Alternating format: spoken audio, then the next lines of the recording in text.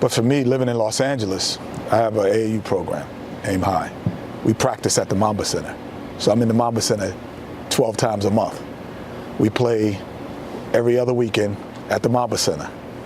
The hill that the fatality with he and the other passengers is the hill that we run up. My son KJ Malloy, we run up that hill. They run, I jog, and up that hill to get in shape. It's the same hill. So to me, when I heard it, I was devastated when my daughter Kayla called me and told me, because first thing I thought of was him as a family man, because that's what I'm seeing. I didn't think Lakers, honestly. I didn't think basketball. I was like, this guy's going to the Mamba Center because there's a tournament there this weekend that I know about. Yeah. And every soccer mom, every soccer dad could understand that relationship that he's doing. Our carpool is a minivan, his was a helicopter. And he's on his way to play. And not only that, he's on his way to coach, which is another responsibility. Here's a guy who, it was all about Kobe for all of his life. And we were seeing a transition that he was putting his family and his daughters up front. So when we saw the pictures of Gigi, we knew her because he was putting them up front because they had been in the background so long. So it just, as a dad and as a family man, that's my first, my first reaction was what was Vanessa thinking and possibly doing, because that is the routine that every soccer dad, soccer mom does. Saturday, Sunday, you drive and you carpool to these tournaments, and you're only doing it not to hope that your daughter or your son is going to be in the NBA, or you're doing it with the hope that you have a memory with your kids. You think about this, he bought a gymnasium an hour and a half from where he lives. You think Kobe Bryant needs to buy a gymnasium in Thousand Oaks? No. To make money? No. You think Kobe Bryant needs to have a tournament for girls called the Mamba Series? No. He's doing it to spend moments with his daughter. And then he takes on the responsibility of all of those other kids, because as we soccer dads, and Shaq knows, D-Wade, now your daughter didn't play, Charles, but we're in that environment. We're going like, if you're coaching that team, everyone says, oh, he's coaching. No. He had to call everyone to get on that chopper.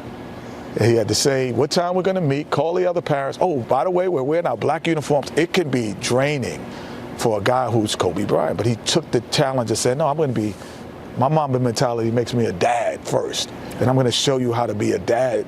I'm going to be just as aggressive as being a dad. And that was the transition that I never said until even now. I was like, I'm admiring in this dude, like his transition into fatherhood.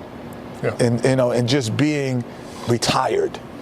And it just hurts. And that's what we all can relate to, what he was doing and why he was doing it. And it hurts. What happened for me was, Ernie, I was in the movies. I went to saw the movie The Gentleman. It started around 11:30. They show a bunch of previews. I get out. I didn't thought I'd never take my phone to the theater. I get out. I turn it over. 75 missed calls, 100 text messages. I'm like, oh, that must have been a big trade in the NBA. Then I start clicking, and I see died, killed. And I said, oh, something really bad has happened. And then I clicked to CNN, and I just started crying. I'm not gonna lie. I just started crying. And I don't even have that tight a relationship with Kobe, but he was part of the basketball fabric of my 16 years in the NBA, my 19 years on TNT. Like, he was like one of my kids.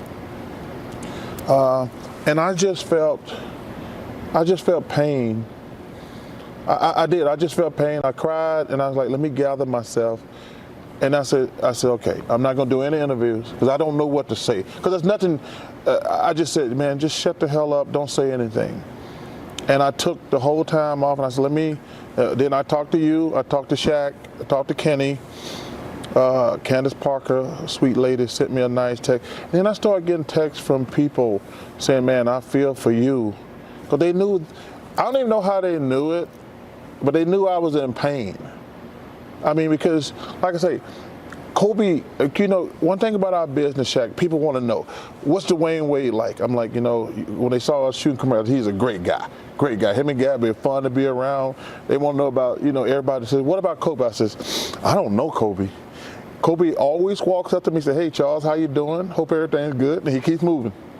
And that's happened probably 30, 40 times, but I didn't know him, but he was always cordial and friendly.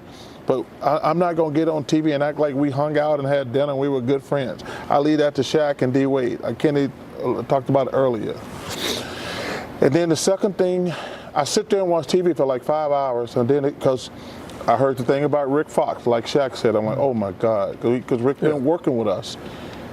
And then I started thinking, because, you know, for like X amount of hours, they said there was only 5 people. And then it was 9. Then it was 9. Then I started thinking, man, because the one thing I hate about the media, and I know they got a job to do, and we're part of the media, I hate when they do the Kobe Bryant and others, because those are actually real people. And my first concern, man, I just, when I released my statement, I said, please don't forget these other 7 people. I know Kobe and Gigi are part of our basketball family, but there's 7 people. You know, I know it was a mom and dad and a daughter.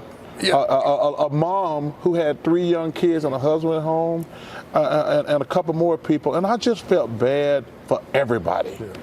And it hurt, man. I just felt pain, and then I started thinking, like, man, Vanessa, those girls, and then you know, and I made a mistake too.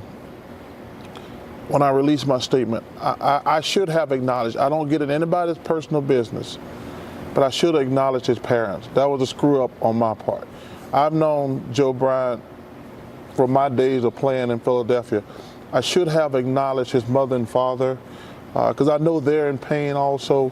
But I just, man, I feel so bad for everybody who lost somebody, and I just feel bad. I put it like this. I said, people say, how you feel? I said, I just feel sad. That's all I can say.